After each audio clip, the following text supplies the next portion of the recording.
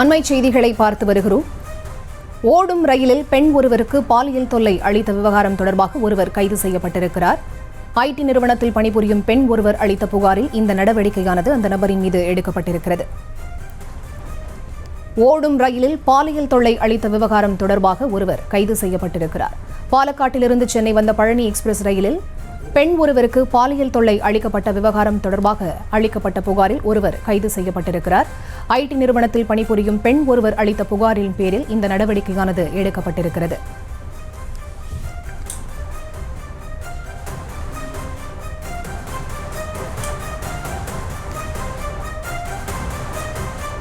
அண்மை செய்திகளை பார்த்து வருகிறோம். ஓடும் ரயிலில் பெண் ஒருவருக்கு பாலியல் தொல்லை அளித்த புகாரின் பேரில் ஒருவர் கைது செய்யப்பட்டிருக்கிறார்.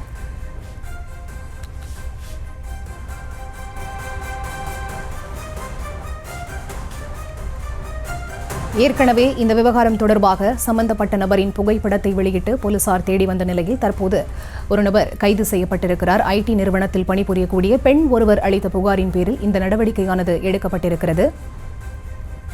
இது தொடர்பாக பழைய மகாபலிபுரத்தில் தங்கியிருந்த நபர் ஒருவரை போலீசார் கைது செய்திருக்கிறார்கள்.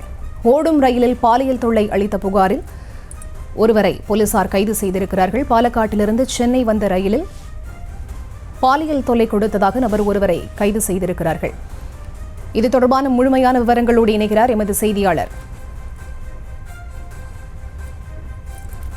லதா. அவரிடம் பேசலாம். வணக்கம் லதா, இது தொடர்பான முழுமையான விவரங்கள்.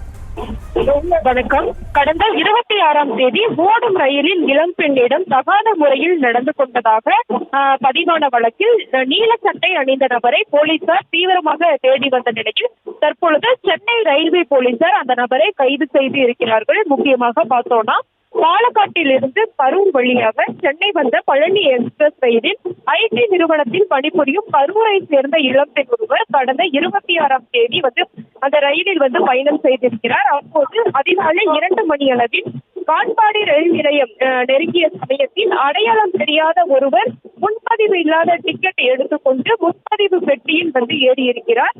பிறகு யாரும் இல்லாத சமயம் பார்த்து அந்த ஐடி பெண் ஊழியரிடம் தகாத முறையில் நடந்து கொண்டதாக அந்த புகாரானது எழுந்திருக்கிறது.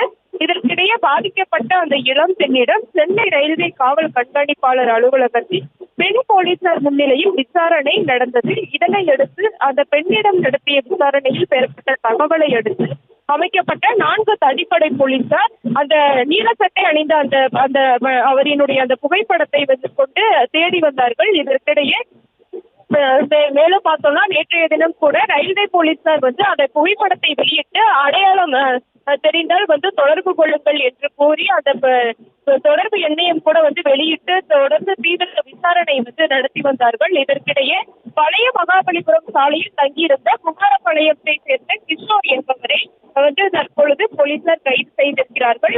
மேலும் அவனிடம் நடந்த விசாரணையில் ஈரோட்டில் இருந்து சென்னை வருவதற்காக காத்திருந்த போது ரயிலை தவறவிட்டதாகவும் அடுத்து வந்த பழனி எக்ஸ்பிரஸ் ரயிலில் ஏறிய போது அப்பெண்ணால் கவரப்பட்டு அதிகாலையில் அந்த பெண்ணிடம் ஆபாசமாக நடந்து கொண்டதாகவும் அந்த நபர் வாக்குமூலம் அளித்திருப்பதாக அந்த தகவல் என்பது கிடைத்திருக்கிறது. மேலும் ரயில்வே காவல் நிலையம் அழைத்து வரப்பட்ட நபரிடம் மேலும் விசாரணை நடத்தப்பட்டு வருவதாகவும் காவல்துறையினர் தகவல் தெரிவித்திருக்காங்க. மேலும் பார்த்தோம்னா கைது செய்யப்பட்ட கிஷோர் என்பவர் SCL நிறுவனத்தில் புரிந்து வருகிறார் என்பதும் குறிப்பிடத்தக்கது. விவரங்களுக்கு நன்றி லதா.